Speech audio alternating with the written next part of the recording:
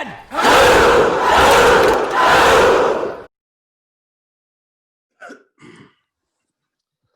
Yes, people, another edition of Knightz, the Roundtable Discussions, where we discuss all sports all the time. Got my guys, The Truth and Mr. KA with me. How are we doing, people? Not too bad. We're good, ready for the NBA season to start. Of course we are. Distract us from the Premier League season, innit? KA. Arsenal not doing well, man. I can't wait for the NBA season to start. I've just been waiting. I've been watching my NFL, man. So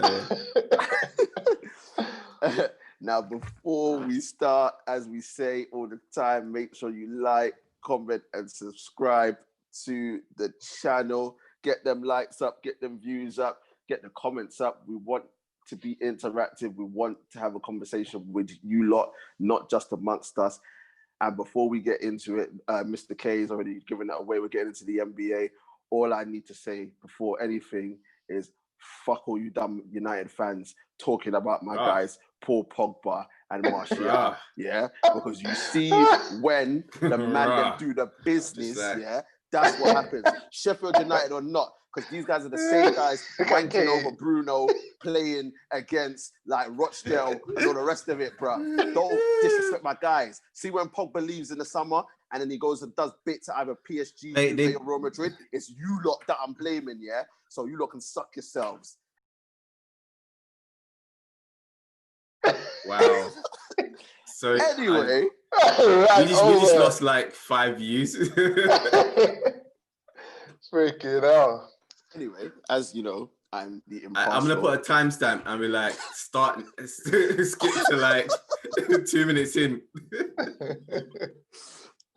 But as we know, yes, we are going to be talking about the NBA season coming up. Starts on the 23rd of December. Quick turnaround for the NBA players, but we are all excited to have the NBA back. And there's nowhere else to start, but with my guys in the background, the LA Lakers obviously coming back to defend the title, to try and do the repeat.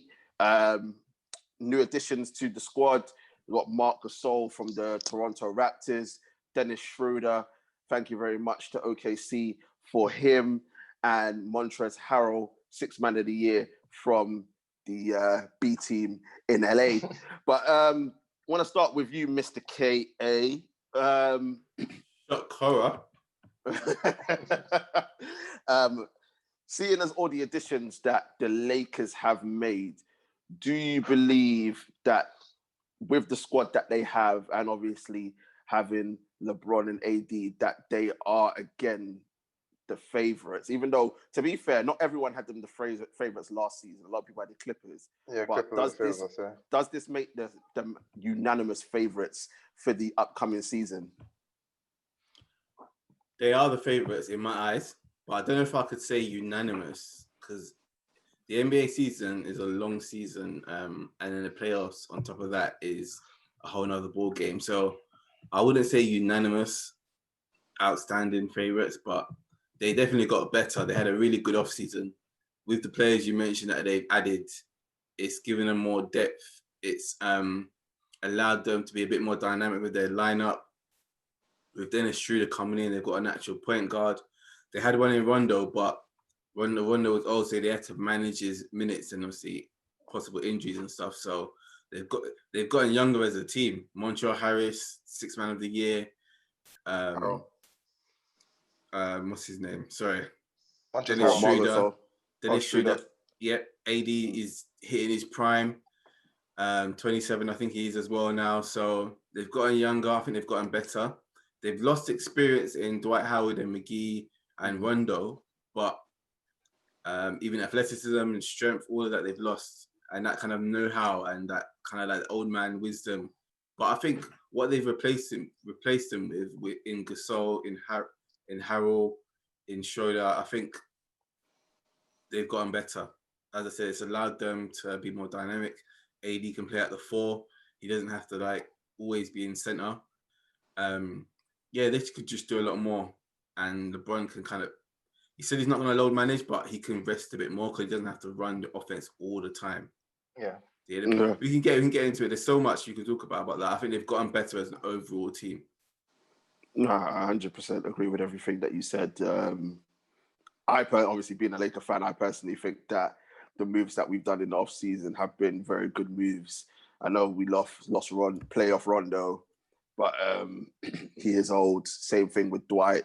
Dwight, we did the nostalgia thing. He got his ring, and then we let him go. Even though he did work hard, it wasn't the case of he was being carried because he forced his way into the team in the playoffs and played well. McGee just collected another ring again. But truth, Shacked in a fool. I just want to ask Kay then. Do you pick the Lakers or the field? Who's the field? So West. Everyone else, would you pick the Lakers or any like the rest of them, like including the East, the West, like because you said that would make them the outstanding favorites. When I said I don't, yeah, because you said they're not unanimous. So would you pick the Lakers or would you pick the field? I would pick like the odds and probability would say the field because there's like how many other teams and the Lakers are just one team. Okay. So that's why I said they're not outstanding unanimous favorites. Okay. Because it's a 72 game condensed season, so it's a shortened season, shortened off season. So we don't know. There's a lot of unknowns. There's a lot of narratives that hasn't really got a middle. There's an end that we could possibly see, but you just don't know. There's so many storylines of like, how is this person going to turn out? How is this team going to turn out? So it's just hard to say they're unanimous. So. Yeah, fair enough. That's a fair comment. Truth, what do you think? In your KA said that he believes that they're favorites, but not unanimous with everything that's going on and how strong the West is. But would you put the Lakers as your favorites, or do you see someone else in the? We're going to focus on the West. I mean, I know there's a couple of teams in the East, but in the West, do you see anyone challenging the Lakers? I put them as unanimous. I would take them over the field just because they're already champions and they got better. There's no other team apart from, you would say, the Nets that got as good as the Lakers, because the Nets are adding KD and Kyrie to an already good emerging side. You know, Dinwiddie, what's his name? I know who you're talking about. I can't remember his name. Yeah, because of L. I'll come back to you with that. Yeah, Thanks so Levert, I think. Levert, so they're coming. So you know they're going to be a threat. But in terms of what the Lakers added, yeah, they got rid of the rim protection and they got rid of the height. But what they added was a ridiculous amount of shooters. You're thinking Wesley Matthews, great 3-and-D from the Bucks. Schroeder can hit the three. Howell's good inside the paint, so they've got a very good person there for the rebounds. Gasol, who can hit the three. We haven't even mentioned THT yet. He's come up. He's been a revelation. There's always someone in pre-season, man, and then when it gets to the regular season, everyone gets forgotten about, man. This guy's been something for a while. He played towards the end of last season. He played against the Rockets in the bubble, and he played well there. And he just keeps on improving. Everyone's seeing it. And in just terms of depth, they are just so deep. As you said, as KA said, LeBron doesn't have to play all the time. He could actually just chill. I know he doesn't want to load and manage, but I think he will, considering the turnaround. Because a fifth ring is very likely, you don't want to mess that up by overplaying when you don't need to. I think it's going to go back to how it was in the East, when he would be like, look, I'm going to take some games off. I'm not going to play as hard, so I'm fully ready for the postseason, the playoffs. I think it's going to go back down to that, because even though I put them as unanimous favorites, I don't think Lakers need the number one seed this year, unlike last year where they needed number one seed. I don't think they need it this year. Fair enough. I don't disagree with anything that you said. I think in terms of the number one seed, yeah, you're 100% right. It's not as important as it was last year. Because last year, I do believe that there were a lot of questions that people had. And as I said, last year, Clippers were a lot of people's favorites compared to the Lakers. Some people had them, but Clippers were the majority. And I think this year, the roles have reversed. But just a question on LeBron.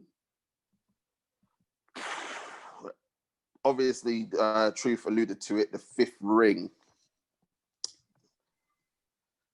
KA, how important is not only to repeat for the Lakers, but how important is the 5th ring to cementing LeBron's legacy as number 2?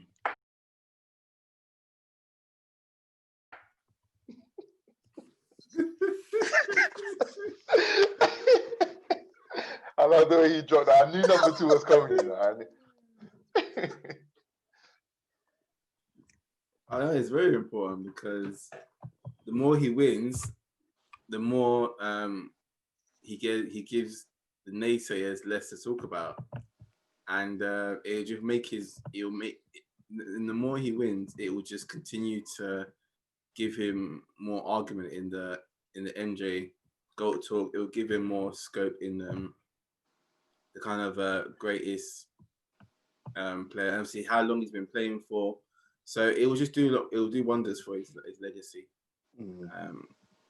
And his record won't look so bad if he wins another ring. I think what the 5th ring definitely does. I know there's still a few Kobe fans that still prefer Kobe, rest his soul. But I do believe the 5th ring will undoubtedly put him above Kobe. Even in the eyes of Kobe fans, they won't be able to. They won't be able to respond to anything. Just to comment on that, sorry to cut you off, Truth, but you lot know my situation with LeBron, and you lot know I love Kobe, but yeah, you can't be blind, innit? So no, but there's some people out there that still prefer. There's some people out there that still say Kobe, and I'm just like, really, guys, really? People that grew up with him, isn't it? I'm just like, come on, man. Now, don't get me wrong. Like, Truth knows back in the uni days when LeBron had no rings, bro. Yeah, Kobe. And I used to bring up Kobe with 5. But like, you've got to look at everything, and like, one thing that I don't like. I'm not a person that has an agenda against individuals, and you just have to say, look, at the end of the day, yeah, I know this is, I know, but you have to look at it and say, guys, as much as I love Kobe, and Kobe for me, obviously the guy that got me supporting the Lakers, but when you look at LeBron and all the statistics, you can't deny that LeBron's ahead of Kobe in all departments. But obviously all the 5th ring will do is basically say, well, you lot can't have the ring argument anymore. That's basically that's it. Yeah, that's it. That's the only argument. So, and I think people will talk about the Dallas loss in the final less. If he wins 5, because 5 obviously 5 sounds better than 4 because it's a high number, but 5 is like it has a nice ring to it. Yeah, I think 5 is the golden number that is just, it's the number that you need to reach. Anything above 5 is a huge bonus. Yeah. Anything below there's still questions about it. And even if he wins 5, he'll only be 1 behind MJ. So again, even though they will have the unbeaten, never lost the finals argument, but it's still one less. It's one less ring. I want to ask TJ that. So if LeBron was to do a 3-peat and get 6. Surely discussion with people will say, look how many tries he had. That's what people will say. No. Okay. No. Okay, go. As Stephen A. and Perk and Max will say, listen, LeBron is at the table. He's sitting at the table. Yeah. But at the end of the day, obviously when you have like the king and queen and all the rest of it, like the king sits at the head of the table. MJ is at the head of the table. LeBron is next to him on the table. Same thing with the mafia. The Don sits at the head of the table, and then LeBron can just be on the side next to him. There's nothing wrong with that. But that's where he'll always stay. Nah, you can't say. That's what I'm saying. Number 1. Why do people say always? Because look, if he gets 6 rings, what you're holding against him then because he would have done a 3-peat as well. Let's say he gets it, next year, and he does a 3-peat. Yeah, because I can't. But then they'll say MJ done 2-3. He done it twice. So, no. Then they will say MJ didn't lose a finals, but like they will have their rebuttals. But that's the thing. If he was to get 6, the argument of being perfect in the final goes away because I don't think it will. With LeBron 6, you can't hold the argument of him reaching the finals other times against him, because it's like you're saying if he didn't reach the finals, it would have been better for his career, which doesn't make sense. No. I'm not saying it would have been better for his career. Still use it though. I wouldn't say it's better for his career, but at the end of the day, you go to the finals and you win in it. It's as simple as that. You go to the finals they'll say, and you win, look how long he played MJ for. did. MJ went to the finals and he won, whereas LeBron went to the finals and he lost. I know we had this debate about, and that, when I think about it, I was like, I was wrong in what I said.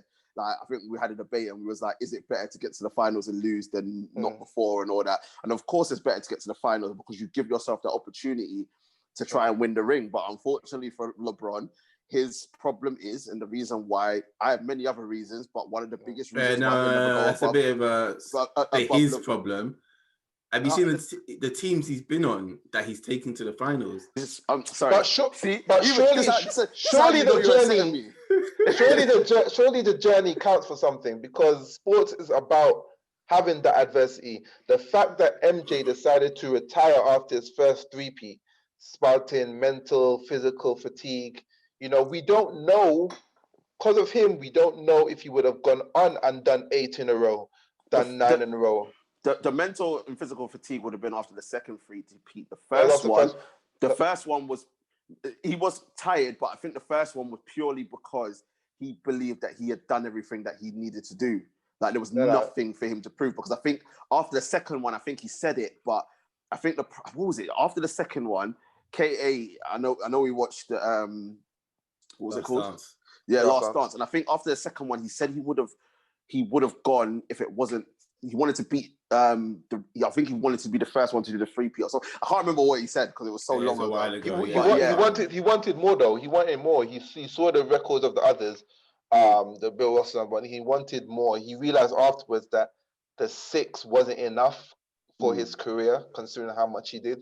So he regrets himself not continuing on and seeing how much he could have actually got. But to be fair, I think he, especially after the second 3-peat, even in that last season, he was finished. Like, he was shattered. Yeah. Like to the point where he knew that, like, he had to work a lot harder for that. He had to work hard, and obviously all the physical, strenuous things that he went through. Obviously, the stuff that LeBron never went through because the league is soft nowadays.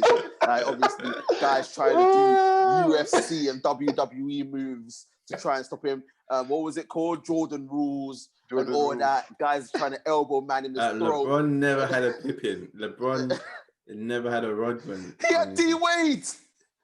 That's not a Pippin. Pippin's one of your Pippin was his bodyguard, man.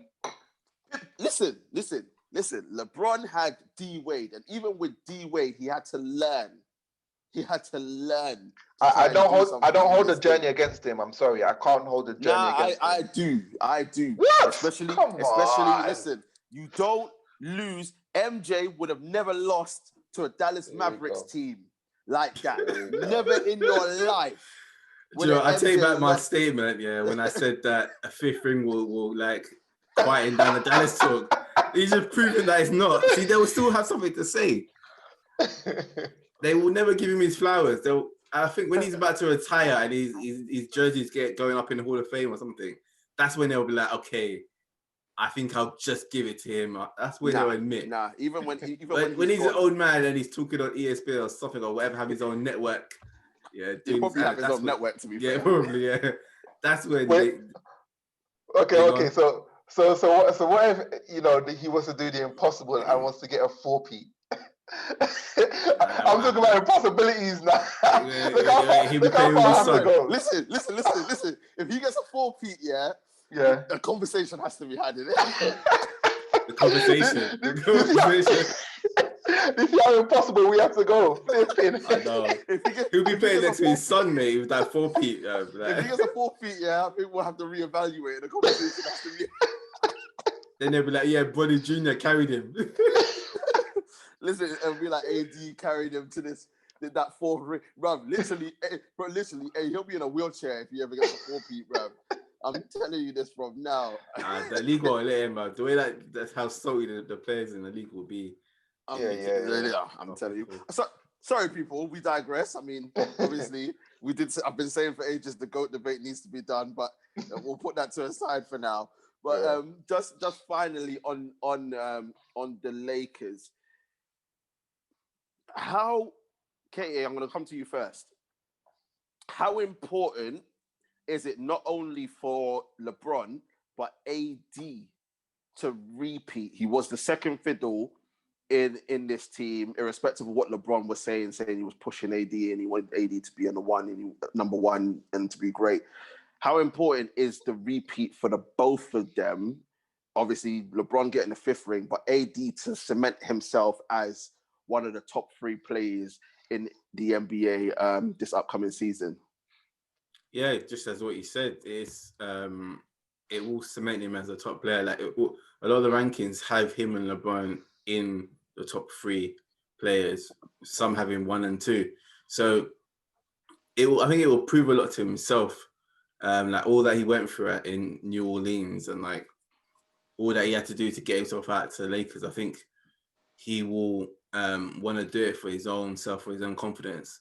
Like they call him obviously LeBron calls him Baby Goat, and that's kind of like LeBron has a little kind of treats him like the little brother and the little son thing. But soon he would want to lead his own team, and I think after if LeBron retires at LA and AD is still there, he would want to step into that role, and him winning the second ring will kind of help him make that transition and help him sort of like grow into that leader, because we're still yet to see him lead. We don't know if he can lead. We don't know if he can take over a game in the sense of not just being dominant in the inside, but like affecting the whole game, as like players like what LeBron do. So and not even LeBron, like players like we saw how Rondo can affect the whole game with just how commanding he is on the floor. So AD's still got a lot to learn. He's 27, as I mentioned earlier on. I think he's hitting his prime, and if he wins another title, that just cements it. I hear that. Truth, what do you think? I actually don't think it's as important for AD as it is for the rest of the team to win the second ring. I think LeBron's got his own legacy to think about. Yeah. So he's on his own in terms of that. But in terms of the rest of the team, last year I wasn't really thinking of Lakers as a dynasty. Even though they had LeBron and AD, I wasn't thinking of a dynasty. Couldn't you think they had Dwight, JaVale, Rondo? These guys didn't have much left in the tank. But now with the team that they have this year, you're thinking they could be a dynasty. And the only way to become that dynasty is by your favorites this year. You need to go and take the chip. They need to do it. And if they were to take it this year in a convincing fashion, then they will go forward and create that dynasty, I think. Because as you said, age-wise, as KA said, age-wise, they got some young guys in there. Schroeder, he's at 28.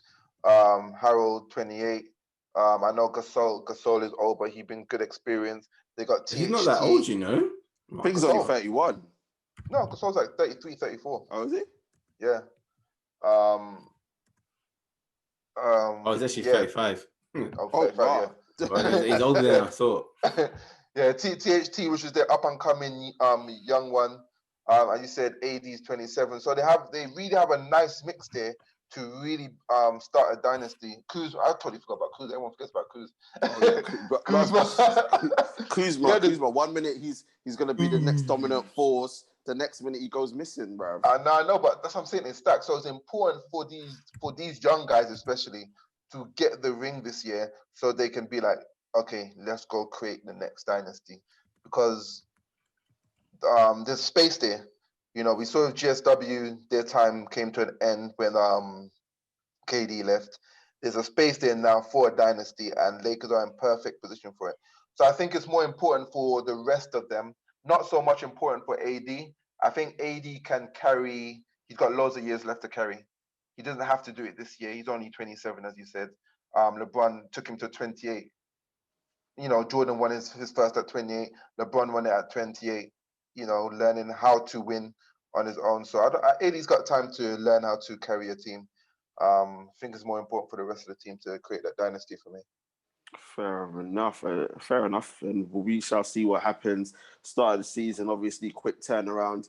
Not expecting too much from the dynamic duo in terms of games. They'll be eased back in, especially with LeBron. But yeah, we'll see what happens with the Lakers, obviously being favourites for most people in NBA circles. But we are going to move on in the West. Before I asked who you think is a threat, just want to slightly touch on the team that failed to impress in the postseason. I mean, they were looking absolutely brilliant before the pandemic. They were looking like the title favourites that was suggested. But on the Clippers, losing Montrezl Harrell, obviously Montrezl Harrell coming over to the A side in LA, but bringing in the experience of Ibaka and Nicholas Batum. Truth for the Clippers. Oh yeah, sorry, and the fact that they've got their new coach in Ty Lue, but who obviously knows LeBron. I don't know why you're laughing. I'll explain why. Who obviously knows LeBron and will know how LeBron works and how he ticks. But the Clippers have a lot to prove. How much more pressure is there on Kawhi and Pandemic P to... Oh, no. to perform this season and prove all the doubters wrong after the calamity that happened in the postseason? Like, two things are going to happen. Either Clippers are going to fold dramatically under the amount of pressure that those two are on. One thing's going to happen, and that's what's going to happen. or they are going to step up, use a kind of Jose Mourinho type strategy, us against the world, and overcome all the stuff, because last year was such a disappointment, such a disappointment for them that they can't just allow it. As ballers, if you got any pride in yourself, as ballers, Pandemic P and Kawhi need to come out this season and make a statement. No more load management, no more excuses from Pandemic P. Can't stand that guy. But they need to come out and make a statement. The reason I'm laughing at Ty Lue is that I'm not one of those guys that puts him on a pedestal just yet.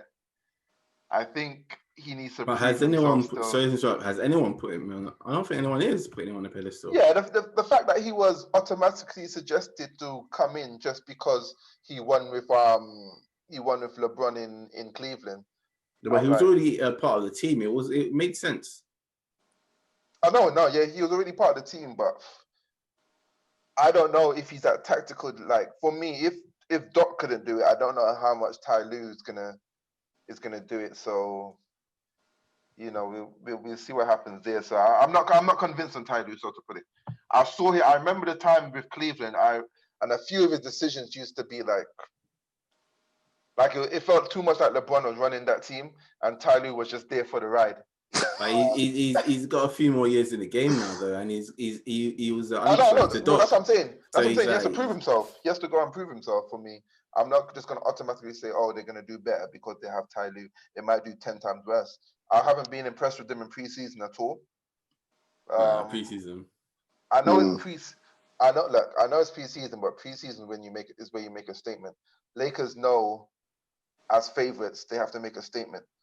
So that way, when they go into the season, teams are not going to go to them being, yeah, let's go beat the champions. Teams are going to go to the league saying, oh crap, the champions. We have to, you know, they're going to be scared to go into Staples Center. When you go to Clippers now, people are confident. People are saying, yeah, they got Pandemic P. Let him give him the ball. These guys are confident. So yeah, that's my thoughts on Clippers for this season. KA, obviously you slightly disagree with Truth in terms of Ty Lue running the Clippers, but not so much focused on Ty Lue. How much pressure, right, is there on Kawhi? Right, we were all talking about Kawhi. Obviously, he made the advert saying he's the king of LA now. King of LA. Obviously, all the demands that he made, we're going to get into that a little bit later on, to go to the Clippers. How much pressure is there now on Kawhi, now that he's leading his own team? We know the Truth has had his reservations about Kawhi, to deliver the chip to the Clippers this season after the failure of last season, where he was absolutely shocking in the fourth quarter. 2 points. 2 points, fourth quarter. He was shocking is the word, and I think, to be honest, I haven't seen much of Kawhi. I don't know if what he's been saying to the media in for his preseason. I haven't really heard from him since the end of the playoffs, where they had a lot to say and they put all the blame on Doc. But I do think there is pressure on them. But I don't know if Kawhi is if he's taking it as pressure on how he's handling it. But yeah, I think there is pressure because he hasn't got no one to hide behind now. Doc's not there for you to shift the blame on. You haven't got a big sort of head coach that can bear the brunt. As the Truth said, that Ty Lue is inexperienced, so to speak. He's still young in the game, so they won't really be looking at him. And we all heard, yeah, as you said, he put in a lot of demands. He controlled the minutes he had. He controlled a lot of things coming in to LA. He got Paul George. That was one of his biggest demands to get for Paul George. I know. Yeah, so one of the biggest. So no, I think there will be pressure on him because he needs to show that he can lead a team, and he led a team in Toronto, but he never led. Yeah, that's why I was like, okay, but he didn't. There wasn't the pressure. People say it was Lowry's team, not his. It was. In terms of the boys, exactly. He was the best player. Yeah, he was the best player, but yeah, no, that's what I'm saying. Yeah, so I agree. Lowry was the voice in the locker room and on the court as well. Sometimes he's the one who galvanized with his plays. This guy, he was a dog on the court. But him being in Toronto and no one really watching him, but now he's in LA. As you said, TJ, he had the billboards. He's in Hollywood with the palm trees, all the lights and the glamour and the glitz. That's where the money's at. So he's got that pressure, and everyone's watching him. So no, I think he has got a lot to prove, and I think he will go out there and try to prove it. And I think the thing is, I don't know if they have enough. I don't know, but I think we'll get into it a bit more later on. But yeah, we talk about Clippers as a whole, but I don't know if they have enough. No, it's true. It's true. I get it completely, and I think Kawhi. I think what we've seen with Kawhi and everyone talking about Kawhi and how he dealt with LeBron when he was at San Antonio, and obviously the last second shot against the 76ers and how he's been playing, and obviously all that. But Truth, I remember you saying in previous videos he's never led a team and we don't know what he's really about. And obviously we saw how bad it went for them in the postseason. But as I alluded to earlier, before the pandemic, they looked like they were going to absolutely dominate the league. And my thoughts on that. You know my thoughts on that. They never dominated. They were still the second seed throughout the whole season without getting out of gear one. The question I had that wasn't answered was can they force themselves to get out of gear, turn up the gears? Because we never saw it throughout the regular season. And then because they never practiced it, when it actually came to getting up that first gear, they couldn't do it. And for me, unfortunately, Kawhi's got the worst number 2 you can have. Yeah, that's what I was going to talk about, but I said we'll leave it till later. But no, let's get into it now. Let's talk about pandemic P. That's the thing. He needs a number 2 that if he's having a time off, that number 2 is going to give him a kick up the backside. AD said last year many times he challenged LeBron to do this, to lead by example in terms of defense. Pandemic P. When it comes to him in playoffs, and the joke is, he was never like that. At Pacers, he was actually but even at Pacers, yeah, he had like 1 or 2 seasons. He was new to the league. He had LeBron, so he had someone to like focus on. Like, I need to beat this guy. Like, he was motivated. Now, yeah, but that's the thing. Now he's like cheating on Doc Rivers' daughter. He's like doing all sorts, bro. Like.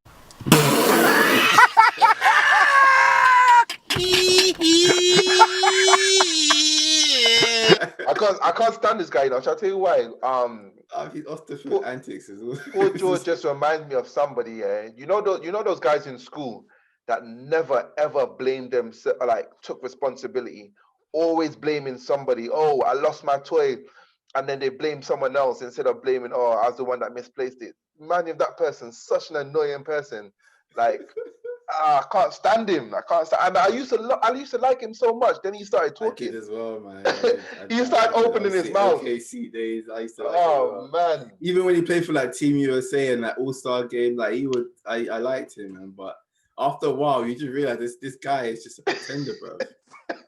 He's a beta B-side. He is. That's what you call him. Beta male. And like you said, even as a number 2, he's not even the best. He's like.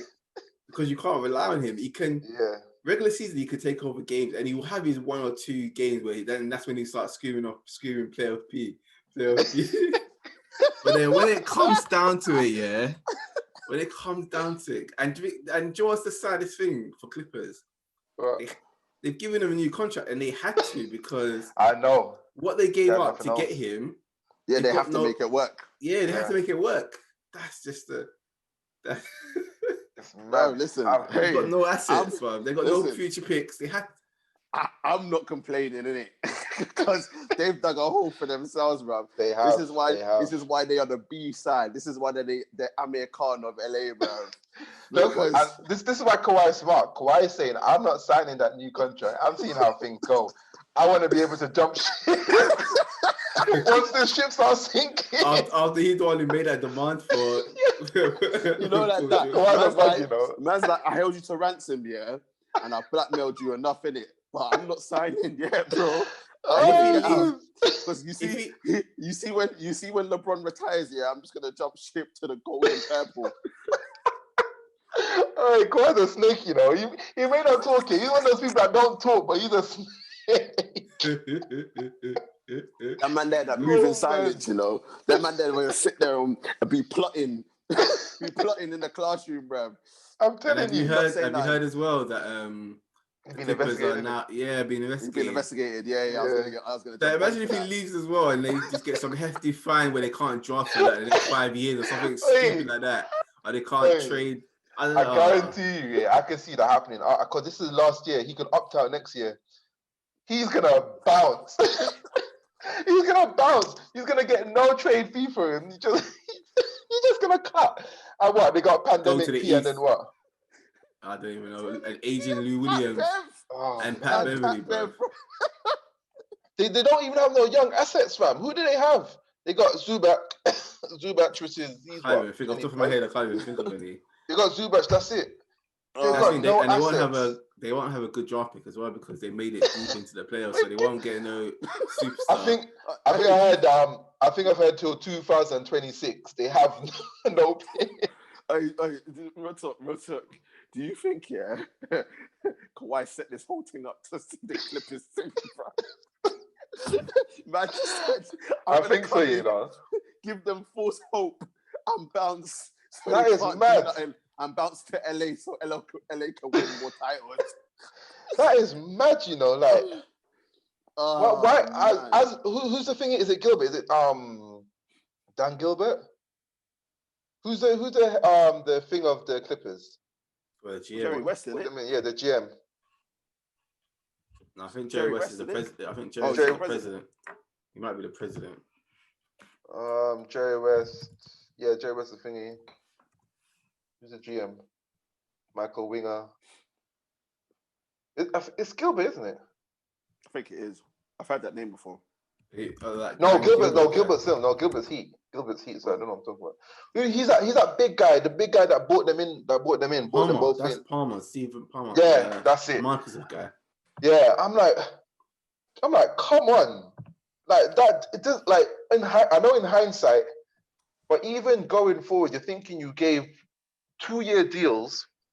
If it was me, you tie Kawhi down for 5 years, so he doesn't bounce. They would have never got him for that.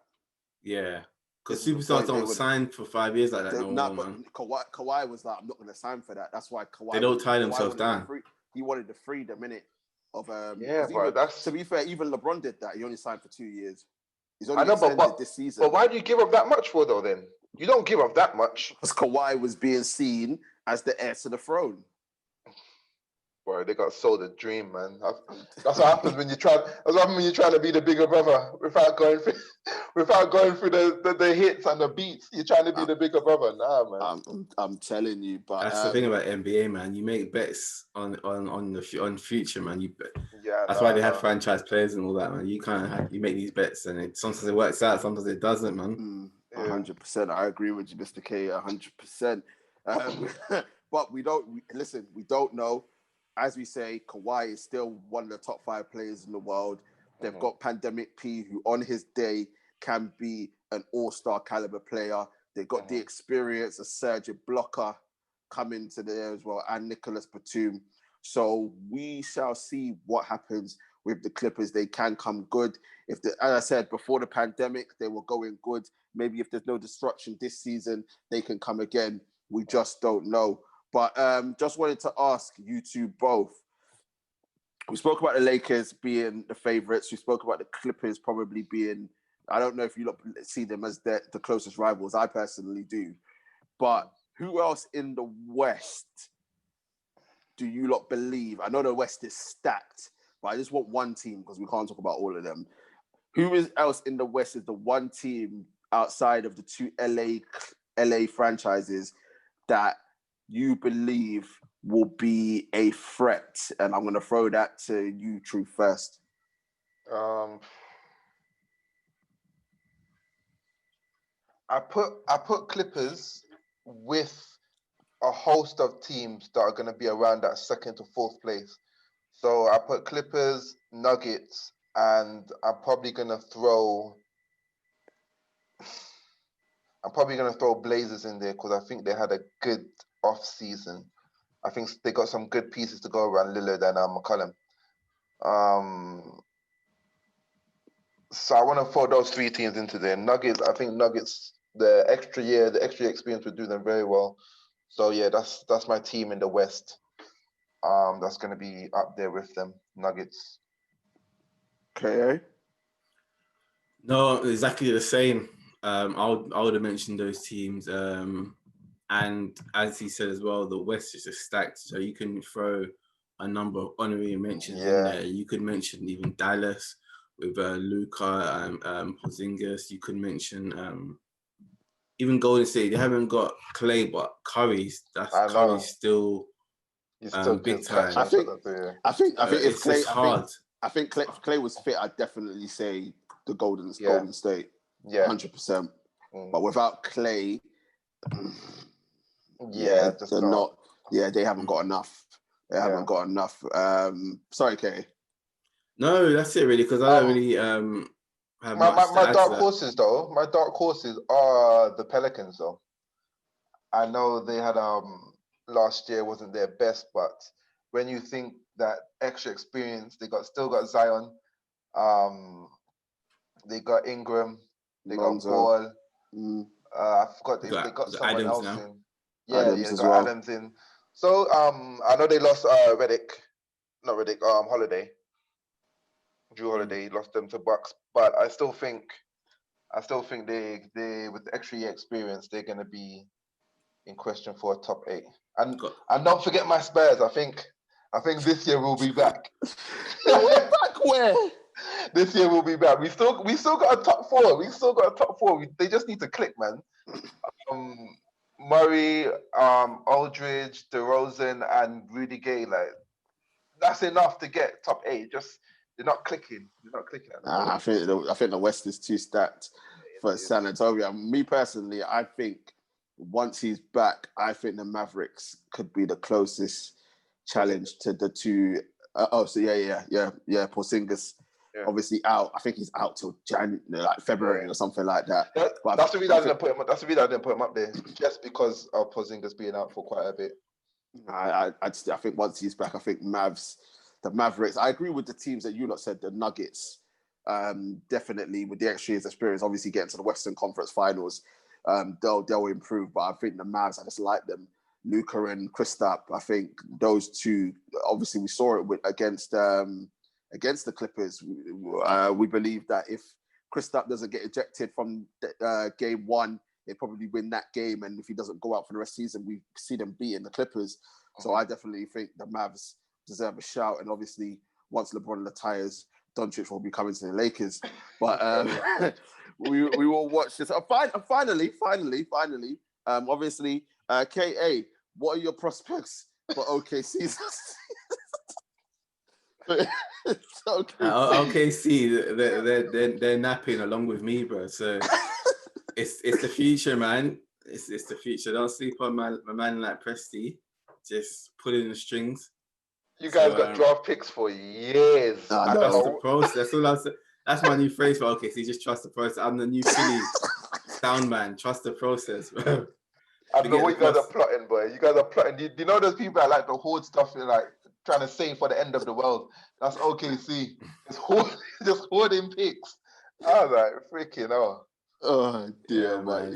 So not much to say at the moment, but our time will be back soon, man. We'll be here soon. We'll have another 2030, yeah. Bro, whenever it comes, man, I'm here still trusting the process, man. Of course, but that is enough from the West. We could talk about so many other teams in the West because it is. We didn't mention Houston. They could potentially be a dark horse if. Not the way Harden's going on. We are going to get into Houston when we talk about Brooklyn. Yeah. But yeah, 100%. Obviously, I'm just talking about. Sorry, just for the question you asked about. Rockets. Who could challenge? Just to give them a mention, because with John their Wall. lineup, if everyone can stay fit, they could potentially disrupt. But yeah, anyway, that's all Fair enough. But we are going to move on to as I said, because about the West of the day, we didn't even mention the Utah Jazz in that discussion at all with Donovan Mitchell, all them guys. Phoenix Suns acquiring Chris Paul and Devin Booker. Like the West is stacked. It's unbelievable. That doesn't mean that the East is weak, because the East is getting stronger and stronger, and that is where we are going to move on to. And first things first, we're going to talk about the Bucks. Greek Freak signing the biggest contract in NBA history. I can't remember what it was in dollars, but in pounds, it works out to be 170.1 million over 5 years. They've acquired Drew Holiday and Bobby Portis. KA,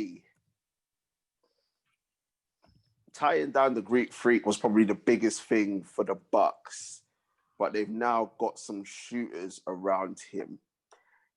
Is this the time where the Greek Freak has to step up and say, this is why I've won the MVP in the regular season, and go on and win the chip? Yeah, the simple answer, yes, because people still don't, even though he's the MVP, I think people still don't rate him. Like if you listen to podcasts, if you listen to just people talk about him, even trainers, that he still has a lot to work on his game. He's lacking in so many areas.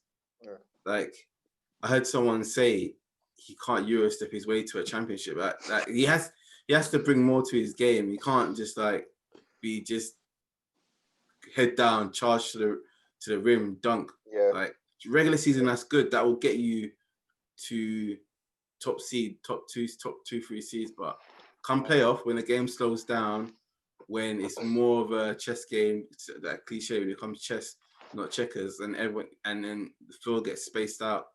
We all know the usual things what happens in the playoffs. Like that game doesn't work. We see that. That's why we saw it in other teams. Like the ice ball is not as effective in the playoffs.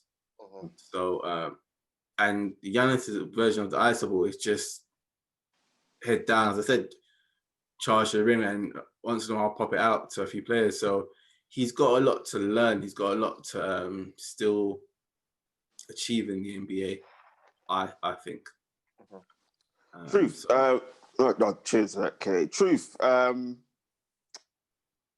K said he can't Eurostep his way to the chip, but now that he's got more shooters than just Chris Middleton around him, can he now just focus on being that battering ram through the middle? Because if he's doing that and he's got Drew Holiday, Bobby Portis, and Chris Middleton outside of the perimeter waiting for him to kick the ball out to them, that it takes less responsibility in him to develop the 3-point shot, does it not?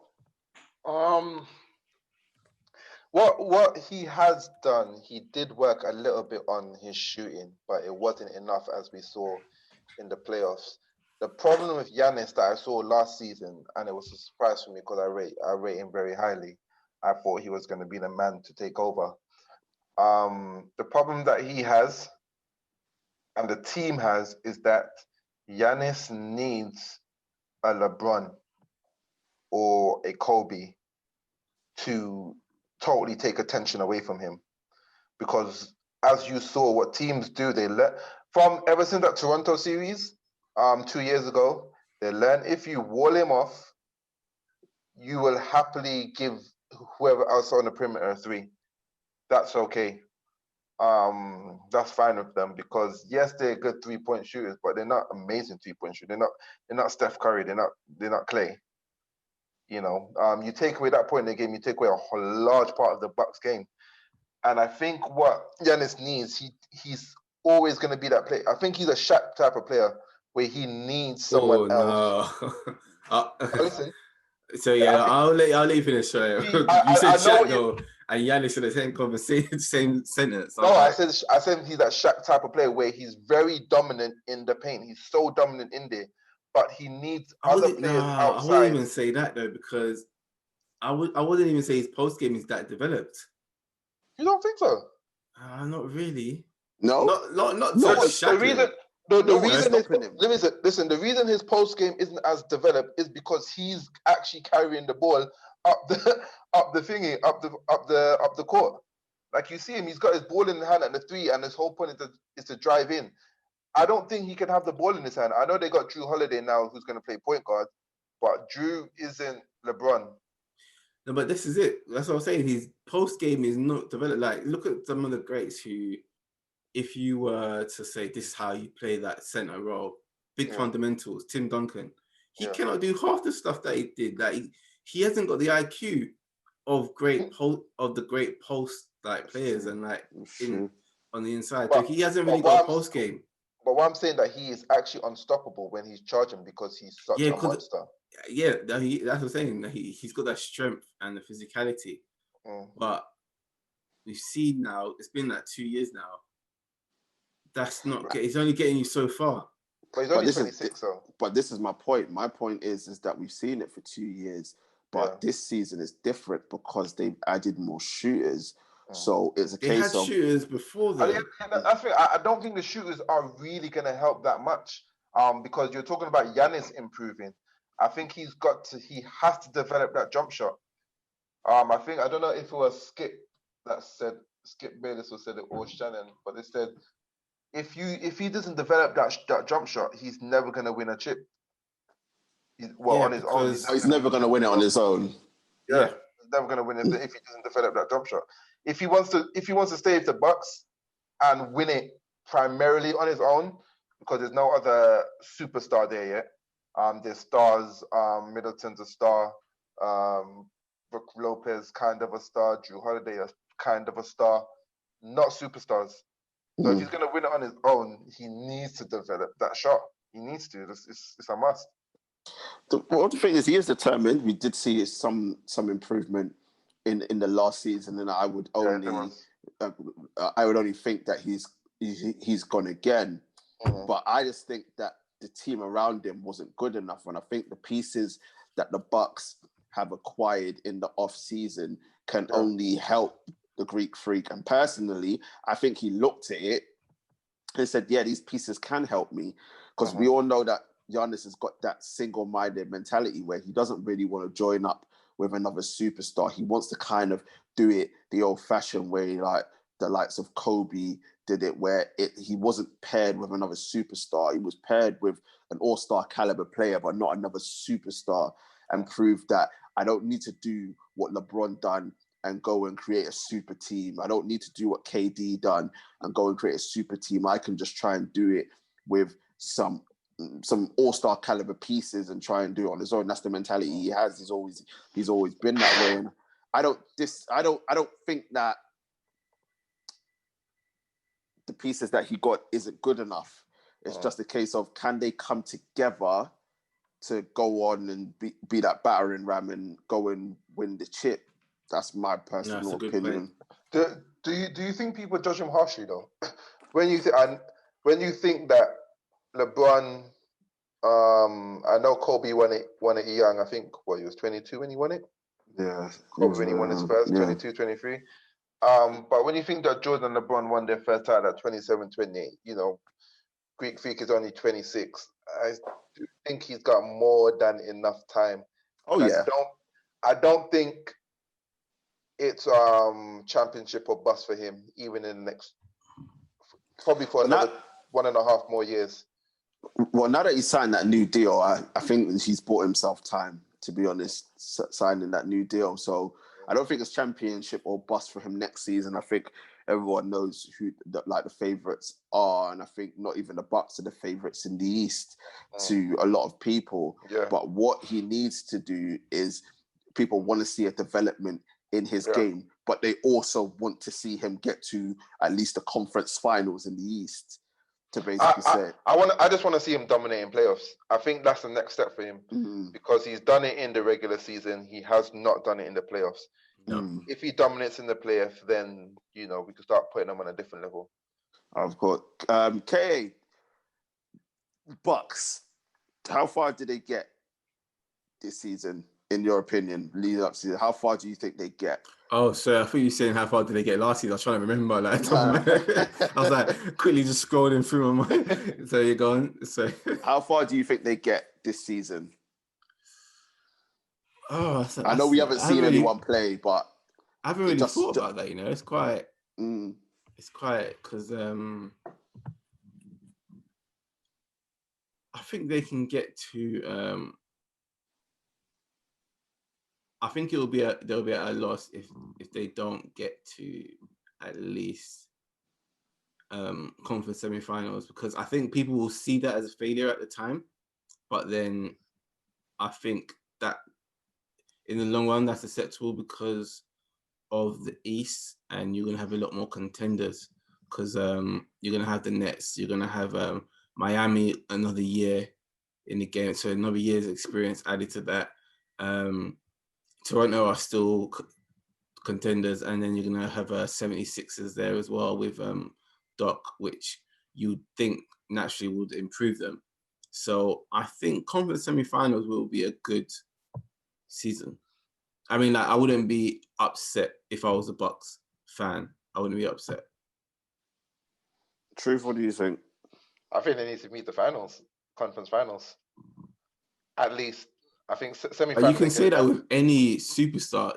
You have to say finals or bust. No, I'm saying it's more important for Bucks because they've had the best season record for the past 2 seasons. Correct me if I'm wrong. They've had if you've been having if you had the 2 best seasons for the last 2 seasons and you've added to your team this year, surely you're looking at conference finals at least. Oh yeah, the team. They want to win now and they need to win now. Yeah, but I'm just sort of like from the outside perspective, kind of considering because TJ had a point. We got to see how the team gels, how the team comes together, because they have got a new roster. They've got with the players that have gone out and players that have come in. They have to learn to gel. They have to learn how to work with Giannis. Giannis has to learn how to work with them and sort of adapt his game. So there's a lot that can happen this season. I think they have to meet the conference finals. I think anything below conference final is not good enough. But so you're saying, so what, conference final, that's 2 teams. So who's going to be the other team in the Eastern Conference Finals? Who's going to miss out? What do you mean? So you're saying, because only 2 teams get to the Eastern Conference Finals. So Yeah. 1 spot has gone to the Bucks. Yeah. And then you've got 1 more spot for the Nets, 1 more spot to go to the Nets, between the Nets, Miami.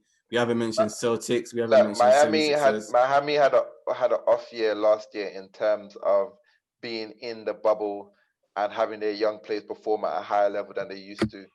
I think it's going to be between now Bucks they've tasted it though. Miami's tasted it. So now they've now got that expectation. They've got that experience. They've got that belief. I don't rate them that highly. I think they upset the Bucks. I think they upset the Celtics. I don't think it was they're better than them. I don't think their roster is better than those 2 teams. So go on. So who's the other team? Who's missing out? Who's making the finals? If Bucks are taking that one. I told you. It'll come down to Bucks and Nets for the Eastern Conference Finals. Yeah. Okay. Because I'm just like because 76ers are going to be up there. They're going to expect, especially with adding Doc, they're going to expect to go to the finals. Come on, man. You're putting an underachieving coach with the underachieving center like what's his name? Embiid. You got a man that can't shoot, that don't want to shoot in Simmons. Come on, man. You got Dwight Howard there who's going for a retirement party. You got Danny Green that couldn't hit a free to save his life in the Come on. Well, even if you don't rate them, man, but they're gonna be up there in the mix. Up where I could see them going out first round again. I'm sorry. You know what? That's doing thing in the service. That's doing Doc with the service. He's gonna be 3-1 up in the second round and go out again too. He's gonna go out again in the second round. Sorry. Let's stick to form. Wow. Guys, comment down below, man. Let us know. Is he speaking the truth? I'm speaking the truth. Oh dear. But that's my point though. Sorry, I'll let us move on. But like only 2 teams are making it to the finals in the East. So who's gonna miss out? As we said, the East have gotten better. And so I don't think it's as straightforward for the Bucks to say we're gonna be there and no one's stopping us. And that is true. The East has gotten better. As I said, the West is stacked and it's still the better conference, but the East is not far behind. Much improvement in the last 3-4 years for the East. And we are going to move on to the team that the truth tipped to make the conference finals, and that is the enigma that is called the Brooklyn Nets. Obviously, newly formed after the New Jersey Nets acquiring one all superstar and a guy that I think you could call Kyrie. You could call Kyrie a guy that has all-star written all over him, but turns out to be some idiot. But Brooklyn Nets, they apparently have a coach I mean, if you go by what Kyrie says, they haven't got a coach. But he's taking it back. Those statements. Apparently, he's like rescinded. Like he's like stepped away from those comments on Nash. He's not as gung ho. Yeah, he's showing his faith in national. We have got the Brooklyn Nets. Obviously, KD coming back from that horrendous injury that he suffered for the Golden State Warriors. Kyrie there being Kyrie and Dinwiddie and DeAndre Jordan. Truth, what are the expectations for the Brooklyn Nets this upcoming season? I'll tell you what, because I watched a few preseason games and I've seen KD play and he looks good, man. He looks what KD is. KD is the only person on LeBron's level when it comes to winning games, winning titles. The only person on that level, on LeBron's level, is KD in this generation, because he's such an efficient scorer.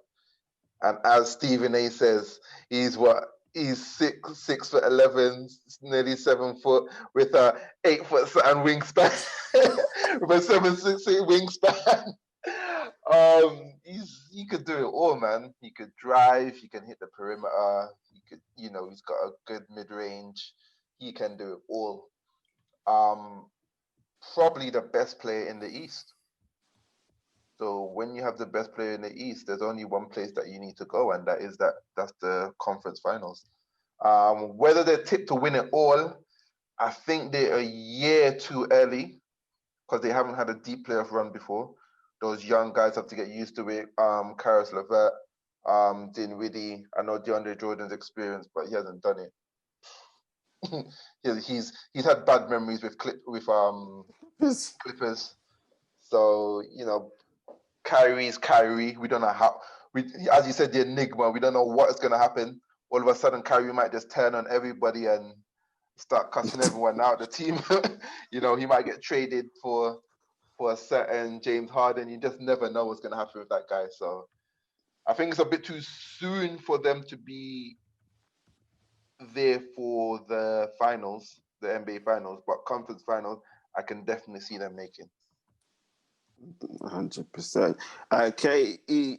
KA, one, do you concur with what the Truth said?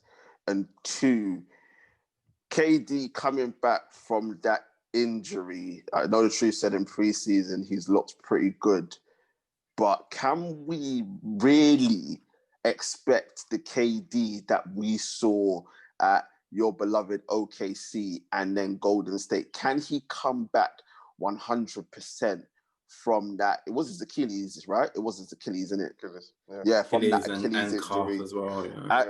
As Max Kellerman would say, we haven't really seen anybody apart from one man and one woman from when the NBA had begun that have come back from the Achilles injury and still been the best version of themselves. Can KD come back and still be the best version of himself in this upcoming season?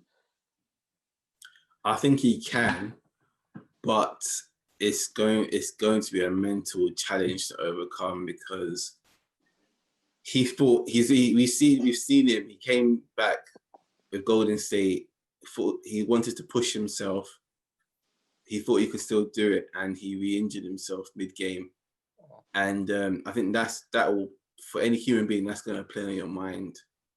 Even though he is fit and healthy, he's taking the time out, the necessary time, and had the surgery. But his mind will tell him to do something. His body will want to do stuff and his mind's going to might play a few tricks on him a couple of times.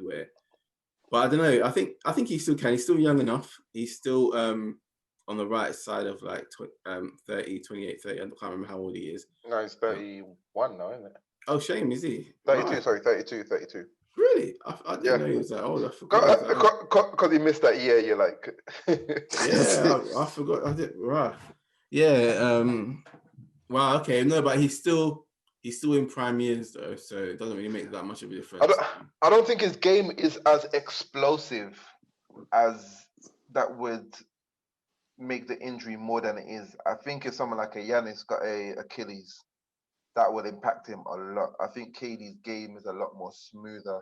As I said, he can hit the perimeter shots, he can hit that mid range. He can drive if he wants. Yeah, but that's it. That, as you just mentioned, the driving, that's still part of his game. He's got that in his locker, where he can drive and the pull up 15-footer is a big part of his game, where he can just stop on a dime, as they say in the States. I know that's the one thing that may, So that will be putting a bit of pressure on his Achilles. So, but I think he can still dominate and still be the KD. That best version of himself is a subjective thing, really. We just have to wait and see. But even if he's back to 50% of himself, that makes Nets contenders. I think the real issue is, which everyone talks about, but especially with KD, can he come back and lead the team? Yeah, that's a big question. Well, hey, KA, I was gonna ask that question. He needs to. Someone needs to tell him from his camp, or he needs to realize himself here. For Nets to win, he needs to be the lead. Even though Kyrie at some points will be a leader on the court or something in the locker be the most vocal, but on the grander scale, he needs to be the leader. He needs to be the one that ultimately has the final say. I want to see people like TJ, our analysts like TJ, put pressure on KD to, actually win. Because as I said, that Golden State trophy is not his. No, it's not. It's not. Curry's got that at home. So I want to see people.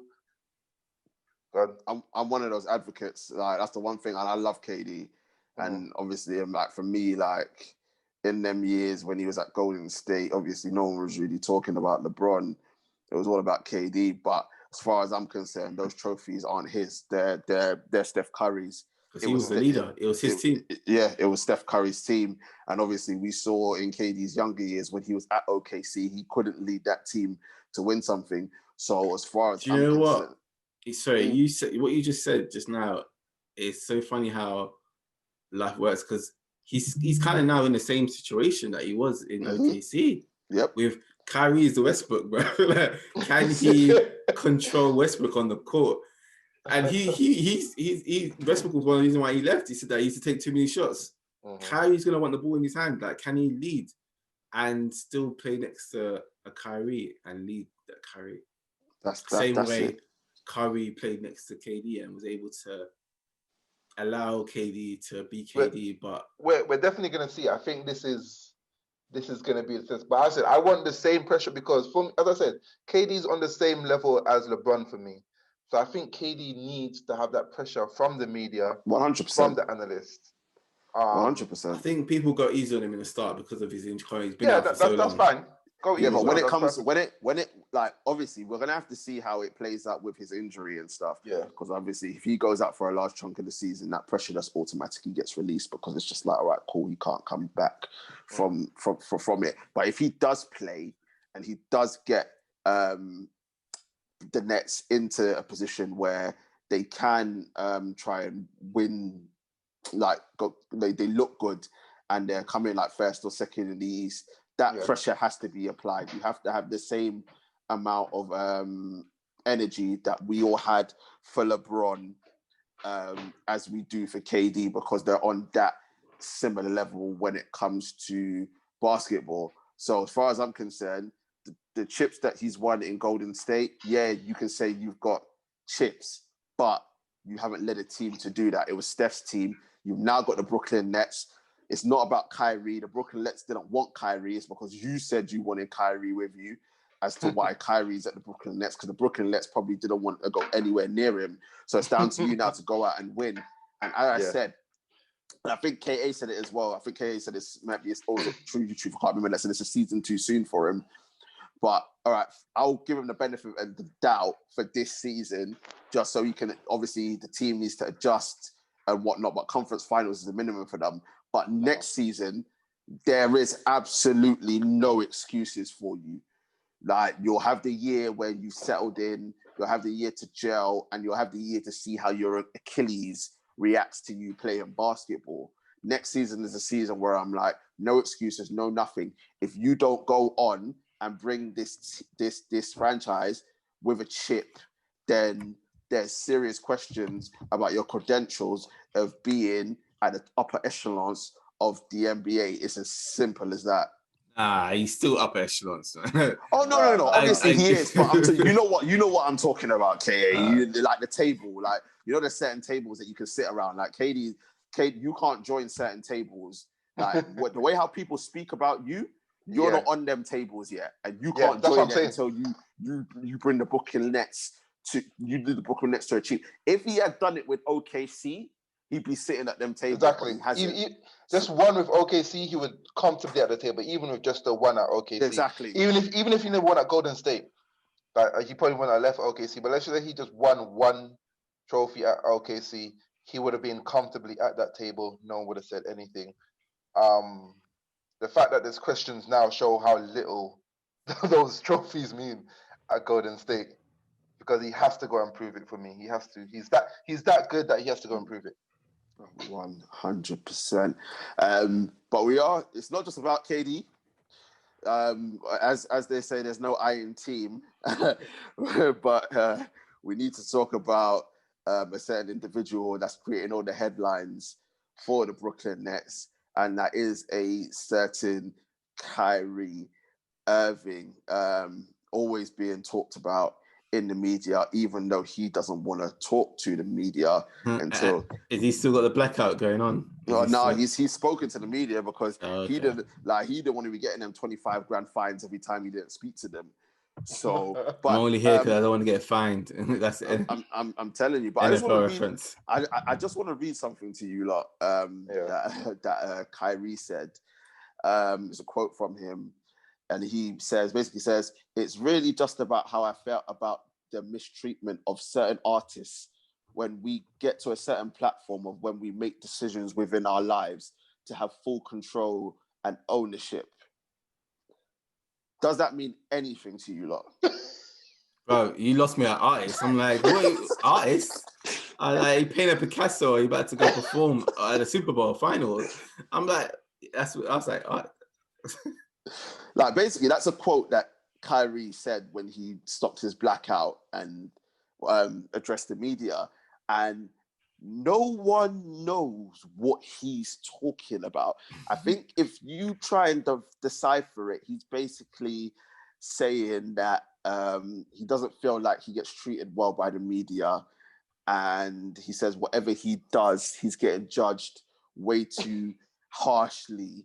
And he doesn't get to control the narrative and blah. I don't know, to be honest. Like, no one knows what he's talking about, but this is just a Kyrie thing that Kyrie comes out with. But this all stems back to, obviously, the whole going on KD's podcast and basically indirectly talking about LeBron. And obviously he's saying that the media put words in his mouth because he never called out LeBron's name. Truth. The enigma that is Kyrie.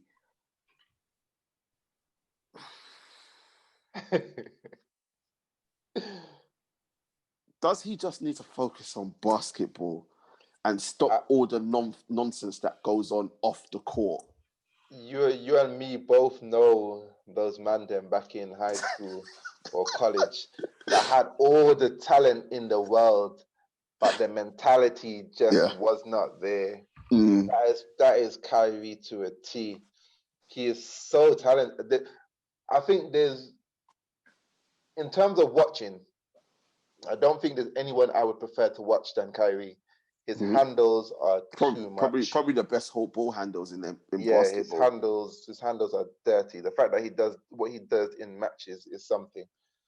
But then you just want his attitude to match, the talent that he has.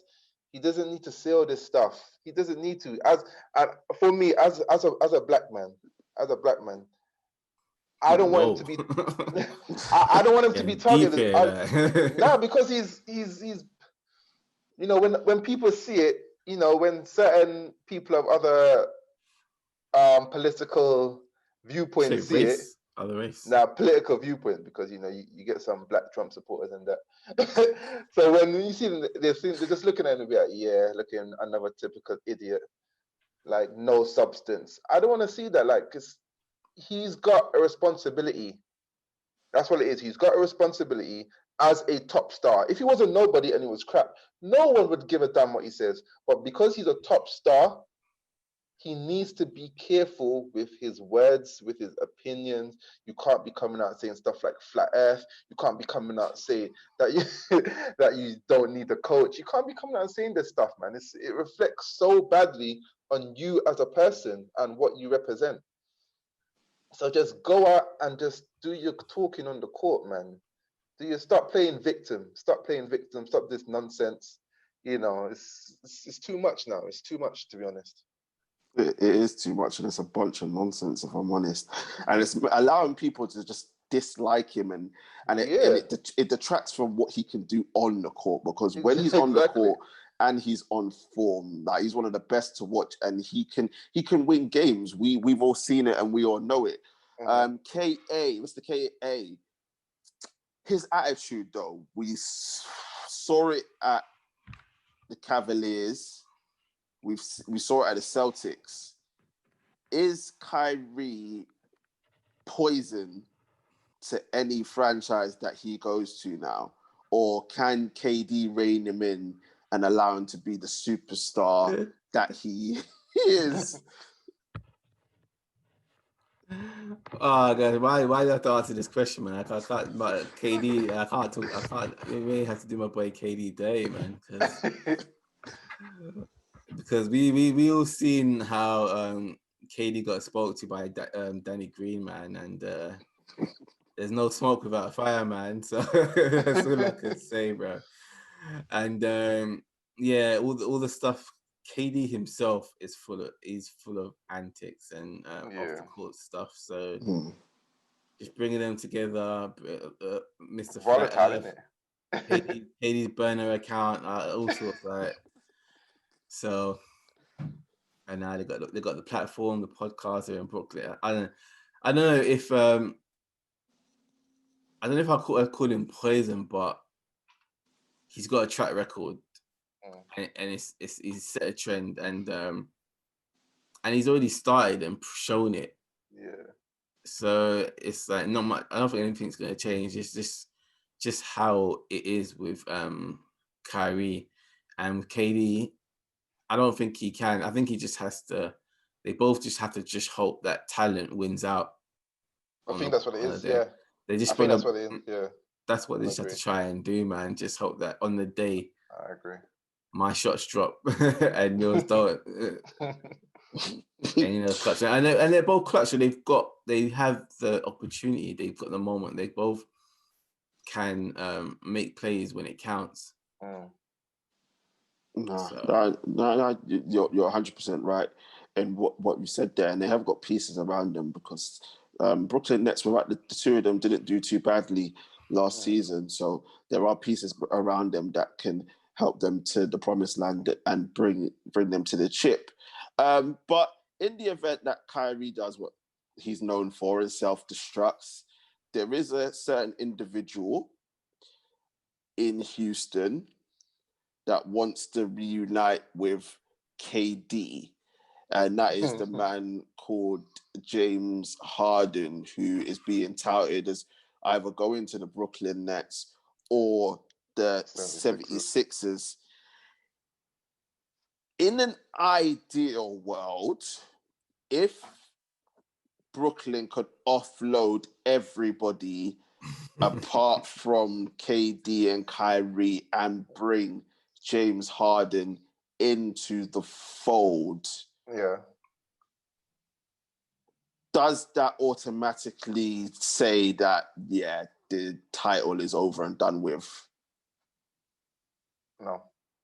No, it doesn't, but it makes them an automatic contender. Like, with all that talent, you cannot deny I don't think they become a contender with him. They What? lose. They lose too. They've got two MVP. They've got two MVPs and one All-Star. You are forgetting. You cannot just chuck a bunch of players together and be like, go and win. Harden and Kyrie are the same player. They're the same player. No, we agree, but we're just like on paper. When you just see the three names, Kyrie, KD, and James on one team, you cannot say that this is not a team that will be a force. Nah, I don't agree. What? Bro, what are you talking about, man? The reason why everyone knew that Golden State were gonna do bits is because KD was a complementary piece. Everyone had their role. When LeBron, Wade, and Bosh, they all had their role. I agree with everything you're saying, but I just want black and white named on a sheet. It's not that easy no more. You can't just chuck names together and be like, these guys are gonna do bits. They have to be complementary pieces to one another. I think adding Harden with KD and Kyrie now makes Nets a worse team than what they already have.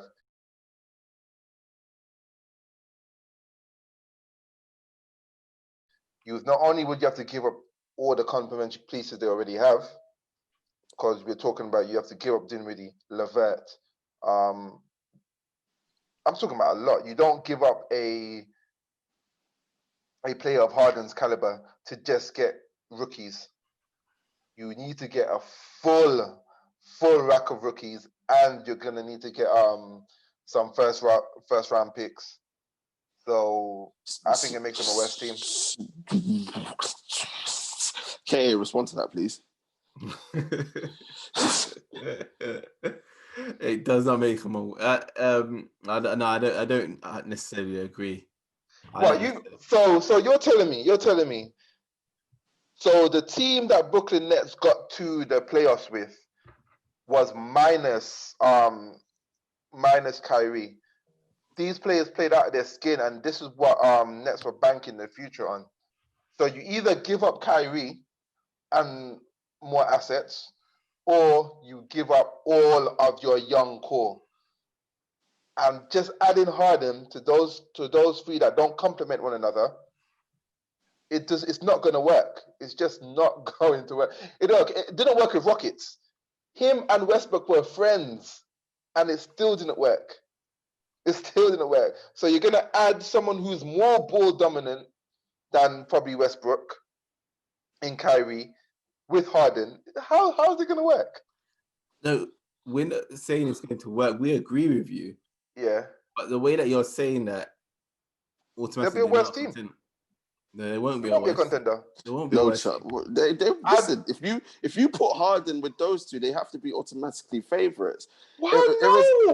Irrespective of what you've been, obviously, like, we have to look at it and think, they have to gel together and whatnot, blah, blah, blah. But you have... It's not just gelling, they lose too much. KD and Harden, who are two MVP players, and then you've got Kyrie, who's an all-star player. Like, if you're not winning the chip with those three, then whoever's Steve Nash, but whoever's coaching them doesn't deserve to be coaching. Because okay, tell me. Okay, let's look at their roster. Let's look what they will have to give up in a perfect world to get Harden. I'm saying they give up Levert.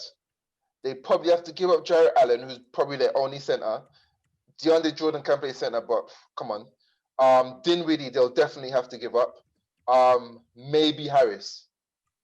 But I'm saying 3 for now. They don't have to give up all them players. They can give up picks as well to subsidize someone. No, for Harden. To be fair, they'd have to give up all those players. For Harden, who's under contract. Come on. In the ideal world, they'd have to give up all those players plus picks to get him. But we're thinking fantasy now. But I don't know, truth. Like, that's a bit far-fetched saying they'd be worse off. But they'll be worse off. How do you play Durant, Kyrie, and Harden in a team? Same way they played Westbrook, Harden, Durant, exactly in the same team. But exactly, and it didn't work. That was more inexperience than the players on show. But KA, I wanted to ask you, in an ideal world, that would be Netz's fantasy. But do you then get rid of the troublemaker that is Kyrie and obviously picks to then get James Harden in with KD? Yeah, no, you would, because as True said, they're more or less the same player. But that trade wouldn't make sense. Why would you give up Kyrie for Harden? You're just moving. Yeah. You're moving. You're making sideways moves. It wouldn't make sense at all. So they would have to find a way to keep Kyrie, find a way to mortgage the farm and just like give up. Like, but they would just shoot. But then it's like they saw what happened with they themselves would have witnessed what happened to Houston. So why would they allow Houston to do to them what happened to themselves? Like, so, I don't know. It's a mess, really. This is why Harden's not leaving, because no team can really chuck a package together for him that would be worth him leaving. And then at the same time, when you think about the players that you probably want to trade him for, Kyrie, you're thinking him and John Wall. You're thinking, not really. You think you throw in Ben Simmons in there, and you're like, not really. So it's like, there's no package good enough. Yeah, there's no good package for him. I wouldn't trade him at the 76ers. But he's come out and he's taken back his contract of requests. Oh, he had to. He was getting some bad heat, man. He was getting some. He's come back. He's rescinded it. Ooh, apparently. So I've heard. He was getting too much heat because even when Charles Barkley was going in on him about, and it's true, he asked for everything at the Rockets has been all Harden. Mm-hmm. You know, you can't just jump ship like Kyrie's planning to do in 2 years. I'm not Kyrie, like Kawhi's planning to do in 2 years. You know, you can't just jump ship after asking for that much. So nah, it's true, but we will watch this space because that saga isn't over, and even though we say it, that trade to the 76ers could possibly be on, whether it be Ben Simmons and Joel Embiid, because 76ers haven't even got enough pieces to try and keep the both of them. But just on a final note, I wanted to ask you lot, we've talked about Brooklyn, we've talked about the Bucks, KA for you, who else in the East could possibly challenge? We want to the Bucks or the Nets. I know you said there's only 2 teams get there, but who for you could like upset and say, look, we're going to get a piece of the pie as well? Who do you think in the East can do that? As I said earlier on, 76ers are up there.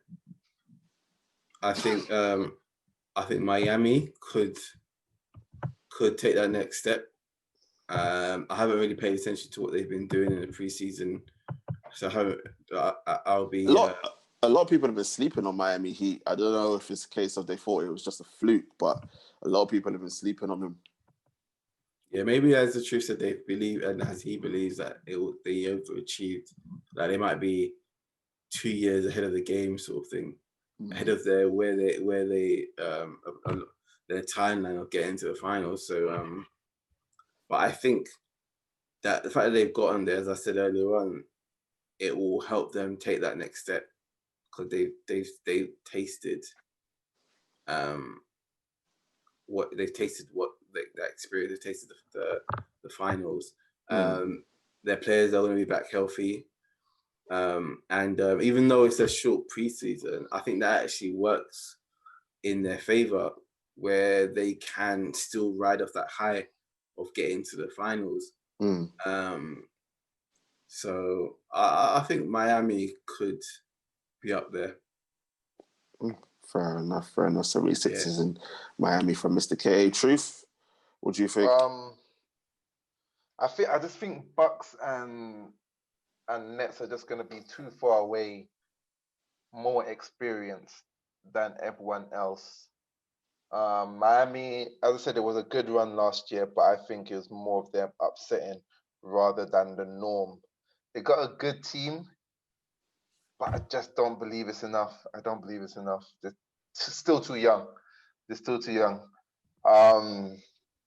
You've got Celtics. I'm surprised Thing didn't mention Celtics. They've lost a couple. Like they've lost Hayward and Kemba's out for a while as well. Kemba's out. Oh, yeah.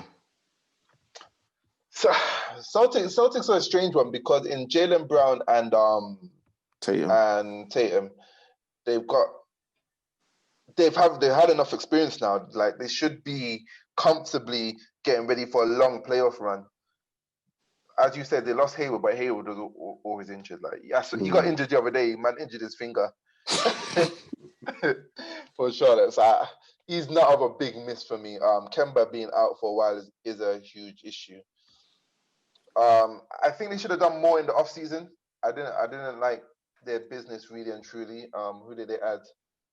They added Tristan Thompson. They lost what's her name? Their center. Forgot his name. Kanter. Yeah, they lost to Kanter. So, but they still haven't sorted out their center problem because that was their biggest problem. Maybe Taco Fall is gonna come in and finally be one.